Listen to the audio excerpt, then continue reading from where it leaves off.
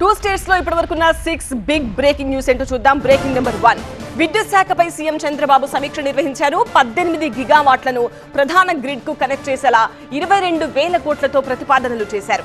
PM Surya Ghar అమలు చేయాలని అధికారులకు సూచించారు సీఎం చంద్రబాబు. బ్రేకింగ్ నెంబర్ 2, ఏపీలో చంద్రబాబుకు కాంగ్రెస్ బి టీం అన్నారు వైసీపీ నేత అంబటి రాంబాబు. తెలంగాణలో కాంగ్రెస్ కు టీడీపీ బి టీం అన్నారు.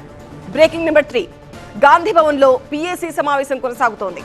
బూత్ స్థాయి నుంచి పార్టీ బలోపేతంపై దృష్టి సారించింది కాంగ్రెస్. ఈ మీటింగ్ కు జగ్గారెడ్డి హాజరు కాలేదు. బ్రేకింగ్ నెంబర్ 4, పోలవరంలో పులి సంచారంపై పవన్ సమీక్ష నిర్వహించారు. పులి సంచారంపై నిరంతర పర్యవేక్షణ ఉండాలన్నారు. 5th బ్రేకింగ్, ధాన్యం కొనుగోళ్లపై బీఆర్ఎస్ బీజేపీ రాజకీయాలు చేస్తున్నాయన్నారు మంత్రులు. తడిసిన ధాన్యం కూడా కొంటామన్నారు.